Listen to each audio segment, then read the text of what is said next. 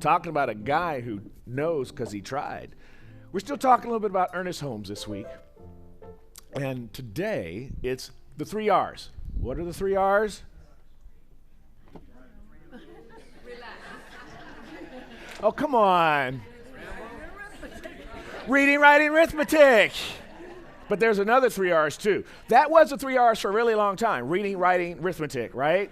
Then something happened in 1970. Do you know, what president was it that started the Environmental Protection Agency? Isn't that a surprise? It was Richard Nixon. Did that surprise you? It surprised me. It's like, really? He did? Yeah.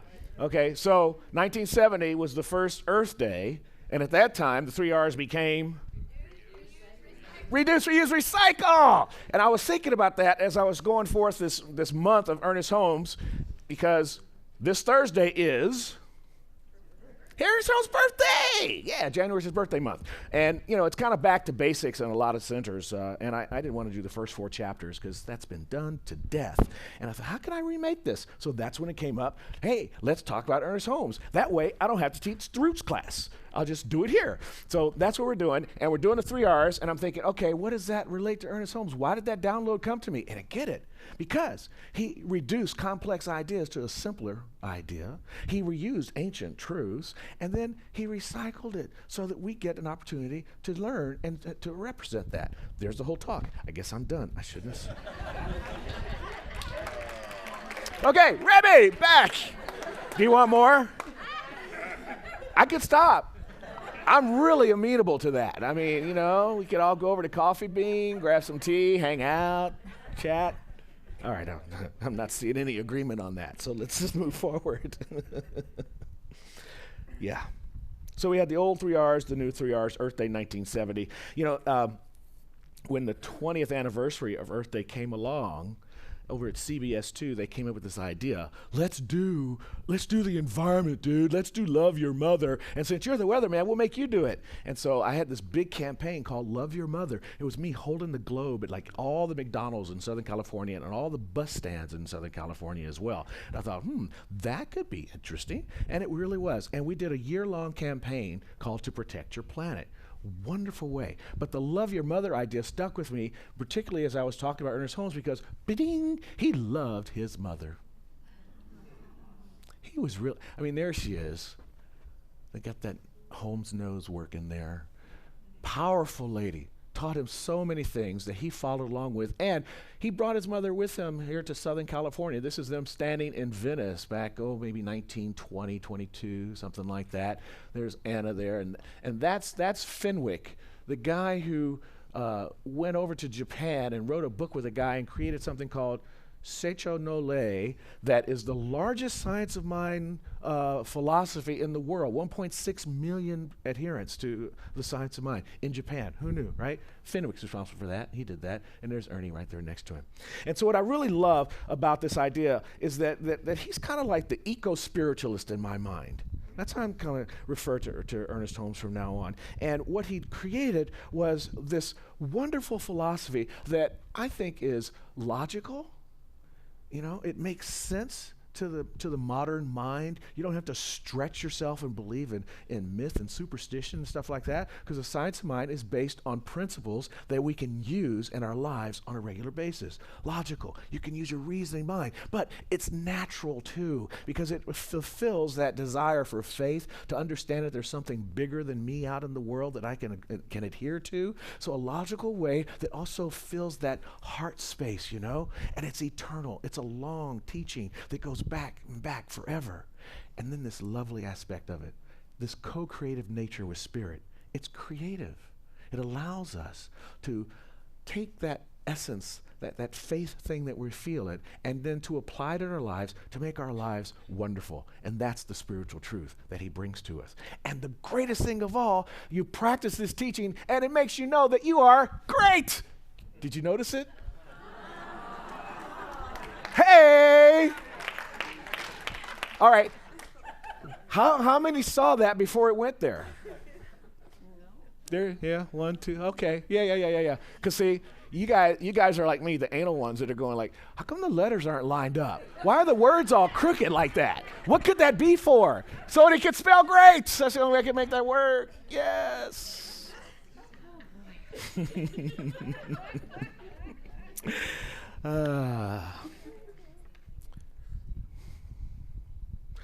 You know, Dr. Holmes says that anything that anyone has ever done, anybody can do. Isn't that sweet? Anything that anyone has ever done, anybody can do. There could be no secrets in nature. And boy, did he love nature. Look at him out here in the high Sierra, hanging out at one of his camps. That's Willis Kinnear, a guy who wrote a bunch of books, and that's Kinnear's wife. And I'm not sure, that might be Peggy Lee right there. You know, he was good buddies with her, and they hung out a lot together. But they're up there in nature, hanging out, checking out the secrets that don't exist. But it's a lovely sentiment that comes directly from the Bible. This is what Jesus said, you know. Ye shall do greater works than thee, because I go to the Father, because I go within to the divine that resides within me, that allows me to do these greater works. There are no secrets. That's why I say go to the gap, because that's where the secret squasher is. The secret spoiler resides in the gap. All right? And this is what we get our opportunity to do. When it comes down to reducing, let's break these three down. Reduce. Now, he was a master distiller and synthesizer of the truth. Dr. Holmes was a butcher. When he went off to stay with the Steves family in Boston, he needed to make some money, and they owned a grocery store. And he said, okay, you know what? You come in and work at the store, and I'll tell you what, I'm going to teach you how to be a butcher. That's very interesting for a man who was a distiller and a synthesizer of truth. Because here you got this big old cow. I can't eat that cow like that. So what do? You break it into nice, lovely, choice cuts that makes it very digestible. He took these big readings and he broke them down into nice choice cuts to make it digestible for us. Thomas Troward, for example. I just happen to have a little Thomas Troward here for you. All right, let's see if this works. It worked in my mind. All right, tell me when to stop, somebody. Okay. Now, Thomas Troward's sentences are so long that when you read his books, you're told, don't separate it by paragraphs. Go A, B, or C, top of the book, middle of the book, bottom of the book. A, B, or C? C. Oh, I heard more C's first. Okay, so we'll go to the bottom. Here we go. Let's see what he says.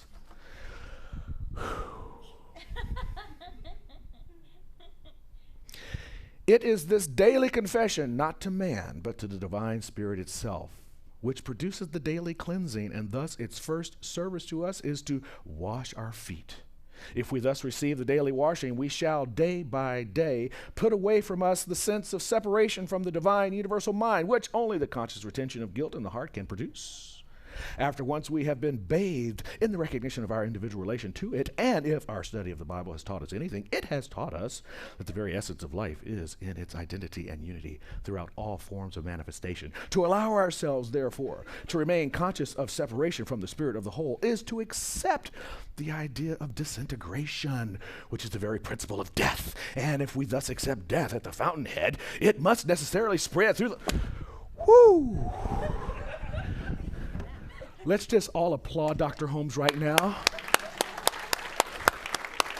I mean, he recommends that everyone study Troward so they could feel his pain. And he also says that 25% of our teaching comes from Thomas Troward. It's amazing. It's really great. And we will at some point teach a Troward class to break it down because there is such depth in there. I mean, I know I made fun of it a little bit because of how it reads. It's the kind of stuff you have to like chew on, you know? And that's why the butcher analogy, because he made it digestible. He made it something that we could chew on. And he braked it down. I was told I didn't speak Ebonics, but apparently I do. So he broke it down to love and law. That's where the love and the law of our teaching comes from. It comes from Thomas Troward. And this idea was not easy to come by, but he was able to reduce it down. He did the same thing with the story here that you see on the screen of the centurion. you know? I mean, here's this guy. He comes to Jesus and says, hey, look, I got my servant at home, and he's not doing really well, and I hear these great stories about what you can do, kabang, and they feel better, so could you come on over, and could you just speak the word? And Jesus said, oh, you know what, I'll come over. He says, no, you got plenty to do.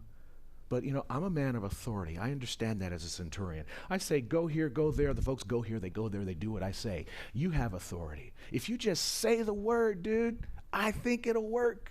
And Jesus is like, whoa, such great faith. Absolutely. My journey to say the word, go your way as you have believed, so let it be done for you. Now, that's the New King James Version.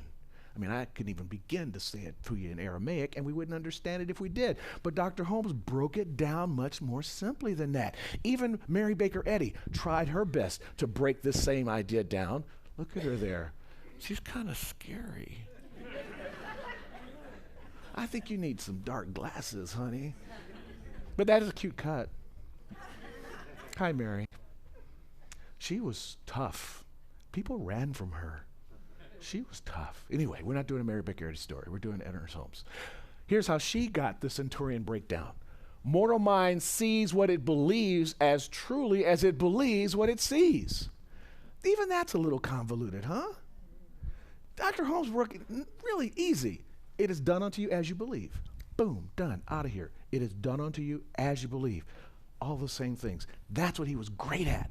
That's what he brought to our teaching. Something we can understand, we can use, we can apply to our lives on a regular basis. Logical, natural, eternal, spiritual, creative, and pretty dang cool.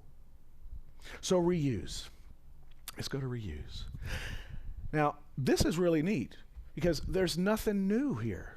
You see, what he did is he went back and did the research into the ancient truths, Spinoza and Kant and Plotinus and Plato and Aristotle and Emerson and Fox and Neville Goddard and all these different folks that he just spent a lot of time with, the poets, Wordsworth and Browning, and breaking it down and looking for the commonalities and finding that thread that ran between them all so that we could have this wonderful teaching. That's the reusing that he did. He tapped into the divine energy and understood the urge to express, and his way to express was to give us a teaching that we can use in our daily lives. You know, at the same time that he was around, Einstein was doing his thing, E equals mc squared, with C being the constant, right, of time with Dr. Holmes. E equals mc squared, C being the constant of eternity. This information has always existed through its eternal, and he was able to tap into that eternal information and bring it out into a teaching that works for us. So he was the kind of guy that thinks outside the box. It's like the pastor that went to his congregation and he said, you know what? Anybody who puts the largest contribution in the basket today gets to pick 3 hymns. And so later they were going through the collection and they saw a check for $1,000 from a woman in the church who's 85 years old. And they said to her, okay, so you get to pick three hymns. She says, okay, I'll take him, I'll take him, I'll take him.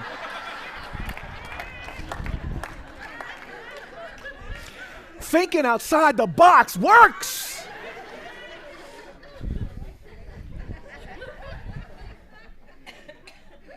But when it really breaks down in the end, here's what Dr. Holmes says. He was so humble about all that he did, too. He never wanted to be taken as a mystic or as anything special. He said, look, it all came from somewhere. I didn't make it up.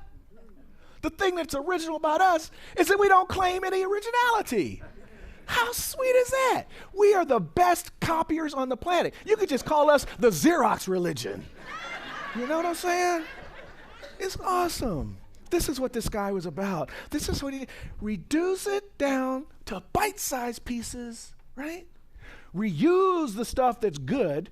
And that's what you do. You reuse the good stuff. You go into your garage and you say, what do I need? What can I'll take this, I'll take this. Okay, that goes to Goodwill. And then what happens to Goodwill? They look at it and they go, we could sell this, and that goes to trash. And then at the trash, a whole bunch of people go through it and go, hey, I could make something out of that. And it gets reused again. This is what the spiritual journey is about too. This is what we get to do with our lives. The stuff that happens in our lives that we think is not useful anymore, we look back at it and what do? We get a lesson from it. we learn from it, and we use from that lesson to make our lives that much better. This is a way of being, folks. We get to be recyclers of our own journey in life on a regular basis. Reuse. Reduce the crap in your life by reusing the good stuff and letting the bad stuff go to the dump.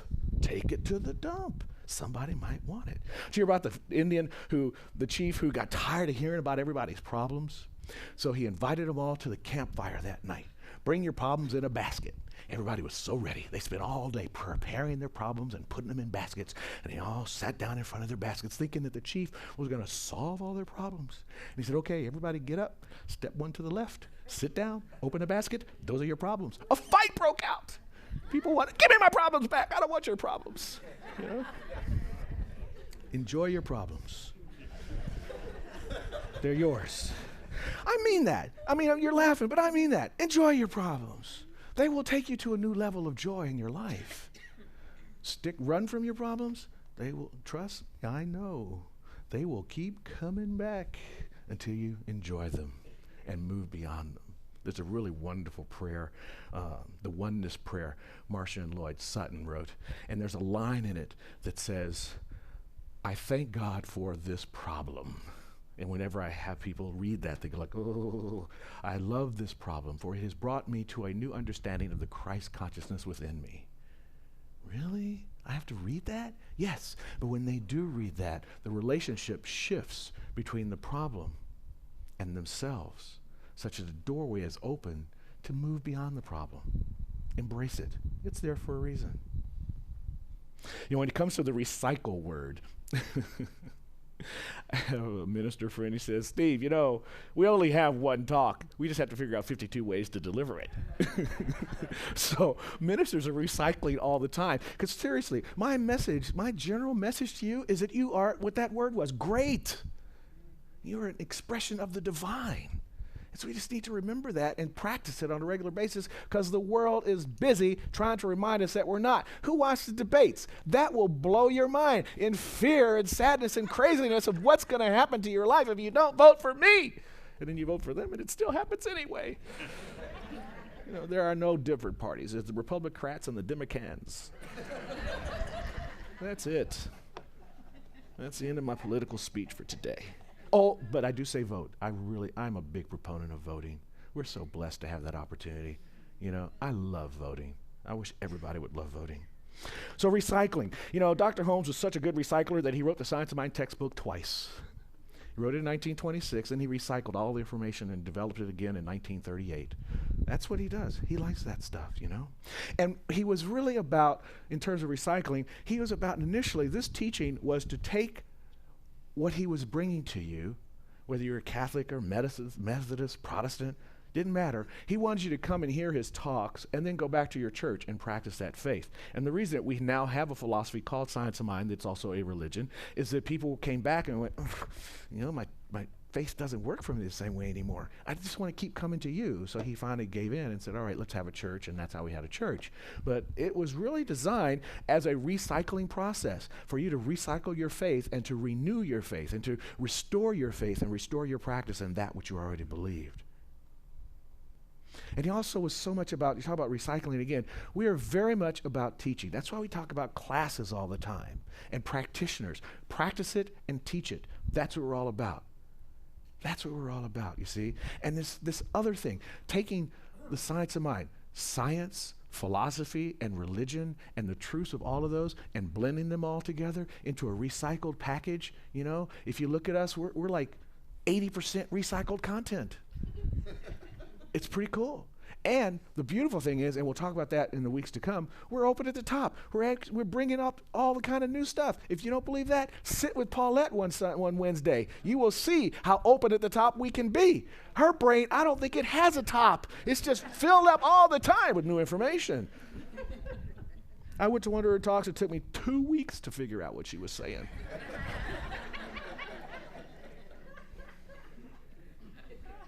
Dr. Holmes says, Paulette, I love you. Isn't that a sweet picture? Look at him just hanging out. Got that little smirk, thinking, praying. That's in Venice. That's just Yeah, that's the house in Venice. They also lived in Palms on the hill, but that's their space in Venice, where he said, there is a place where the sun never has stopped shining in everyone's mind. And there is a song somewhere, and we all have to learn to sing it. We all have to learn to sing it. He doesn't put a lot of have-tos in his talking, in his writing. There are not many times where he talks about have to. He uses a lot of shall, but this is a have to. We have to learn to sing it. And that's why teaching is such a strong component of what we do, and classes, and sitting with practitioners in prayer, and regular meditation and affirmation, demonstration is such an important aspect of what we do. That's why science is part of the name. We're supposed to use this stuff, experiment with it. If the experiment doesn't work, that's okay. Mark that off. Try something else. Try it again. That's what we're about here. In fact, there's this woman who grew up in a household where every day, she had a brother and her name was Sarah, and every day her father at the dinner table would say, honey, son, I don't know why he didn't call his son honey, but anyway, he'd say, what have you failed at today? What an interesting question to ask at the dinner table. What have you failed at today? And the reason he would ask them that is to get them to think again about how they could succeed. It wasn't that I failed at that today, but then tomorrow I get to try something else. That's how she grew up. And then one day, this woman, Sarah, was on her way to a party. And as can happen for many of us, you know, when you get a laundry in your house. When I had the laundromat, when I was going to the laundromat, I seemed to have more clean clothes because you'd go and wash everything at once and be done, you know. But now with the laundry in the house, you wash a little bit here, a little bit there, and then you got that thing called the chute, you know, the basket, and it just fills up, you know.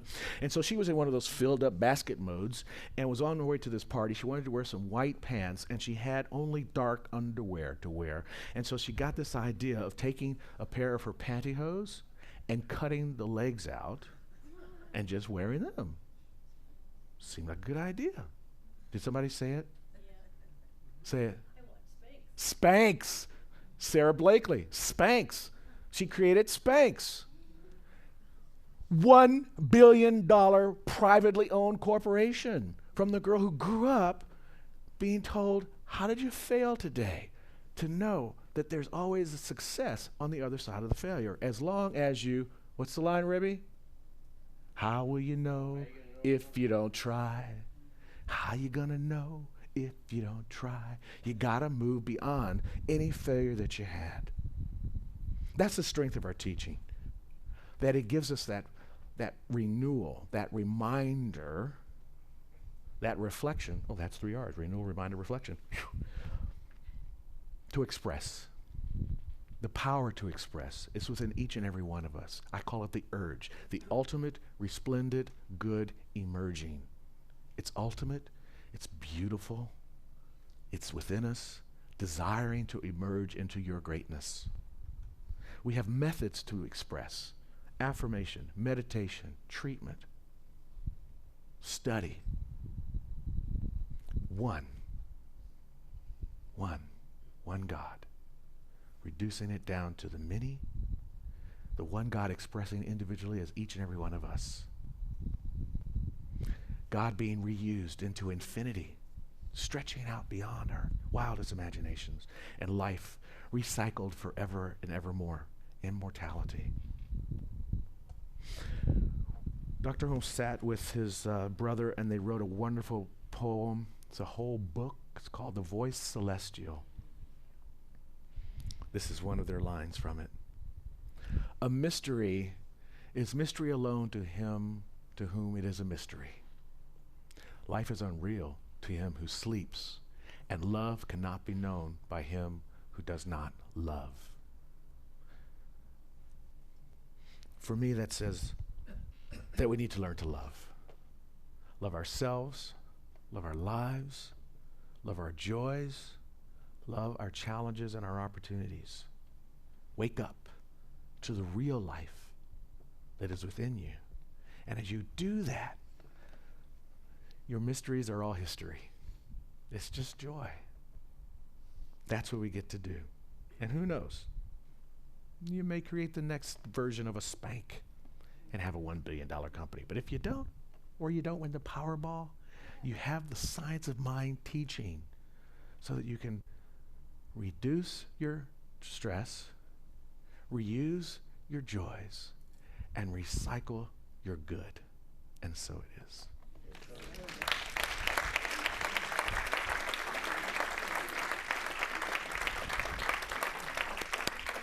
So this week's hashtag affirmation comes from the meme. I love that I have this thing called Word Swag on my iPad here, and I get to make all these little fun memes. So there's Ernest there back. I think that's when he's about 30 years old. And this is his line, which gets confused sometimes. People often say, there's one life, that life is God's life. That life is my life now. No. There's one life. The life is God.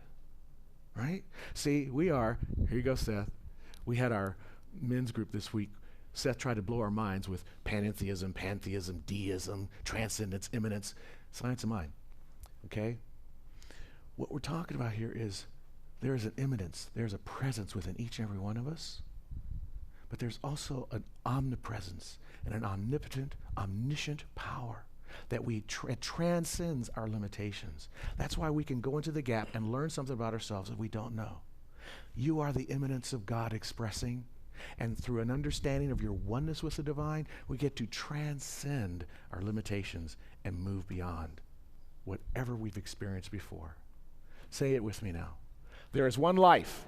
That life is God. That life is my life now, and so it is. Mm-hmm. Drop the mic. I don't want to drop the mic because it might break, but pretend I did. I love when I see those rappers do that stuff. They just talk, or like at the slam, the poetry slams, they come up and they do the poetry, bah, bah, bah, bah, bah, bah. I'm done. I'm complete. Let's do a prayer, folks. So we're loving our challenges. We're moving beyond them because we can transcend them because of the immanent presence of the divine that resides within us. So join me now as we recognize the one life, as we open our minds to the understanding that there is only life, and that life is God. And I am alive, therefore I am life, and I am within God. Just like that drop of the ocean that's landing on the beach in Santa Monica. It's not disrupted by the drop of the ocean that's falling on a beach in Bali. But they're all ocean. They're all God. And that's who we are. So as we understand this truth and breathe into it, we tap into a power that flows forth from the presence, a power that allows us to do greater works than these, to do as we believe. And in this moment, here's what we believe. There is wholeness, there is harmony, there is right action, there is divine guidance, there is perfect outcome, there is abundant flow, there is a limitless universe of infinite possibilities becoming actualities in the lives of each and every one of us that lift us to a higher level of being, vanquishing anything called a challenge, moving beyond our failures into the next success. Yes, life sometimes feels sad. That's why we have the emotions to express the sadness. And we have the joy and the emotions to express the joy. Live in the joy, my friends. Live in the possibilities. Live in the love. Know that the law is listening, and as you set your intention, there is a presence that is waiting to apply its self-givingness to your good. I affirm that for each and every one of us. I call it good and very good. I'm grateful for this power of prayer. I'm grateful for this time together with my loving community.